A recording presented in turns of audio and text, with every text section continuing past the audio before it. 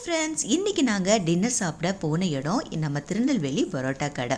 இந்த பரோட்டா கடையில் பரோட்டா ரொம்பவே டேஸ்டியாக இருக்கும் அப்படின்னு நிறைய பேர் சொன்னாங்க. நான் இன்றைக்கி தான் ஃபர்ஸ்ட் டைம் ட்ரை பண்ணுறேன். பாப்பாவோட பர்த்டே முடிச்சுட்டு ஃப்ரெண்ட்ஸ் எல்லாத்தையும் கூட்டிகிட்டு நாங்கள் எல்லோரும் சேர்ந்து சாப்பிட போயிருந்தோம். உள்ளே போகும்போது ஆம்பியன்ஸே சும்மா சூப்பராக இருந்தது. நம்ம திருநெல்வேலி இருட்டுக்கடை, நெல்லையப்பர் கோவில், bus stop, railway station, Palayamkottai jail, அப்புறமா நம்ம சாமி பட போஸ்ட்டு இதெல்லாம் பார்க்கும்போது திருநெல்வேலியே பார்த்த மாதிரி இருந்துச்சு.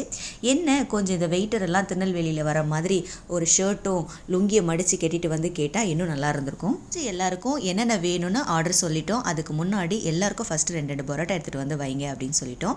இந்த பரோட்டாக்கு அவங்க கொடுத்த சால்னா தாங்க அல்டிமேட்டு. 3 சால்னா கொடுக்குறாங்க.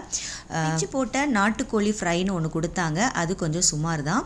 ஆனால் இந்த பரோட்டா இந்த 3 சால்னாவில் மிக்ஸ் பண்ணி அப்படியே உள்ளே விடும்போது இருந்தது பாருங்கள். டேஸ்ட்டு சும்மா வேறு லெவலில் இருந்துச்சு. பரோட்டா மைதானாலாம் நான் ரெகுலராக எடுத்துக்க மாட்டேன். ஆனால் ரொம்ப நாள் கழித்து பரோட்டா சாப்பிடணும்னு இங்கே வந்து சாப்பிட்டேன். ஊரில் சாப்பிட்ட அதே ஃபீல் அப்படியே கிடச்சிது. ரொம்பவே டேஸ்டியாக இருந்துச்சு.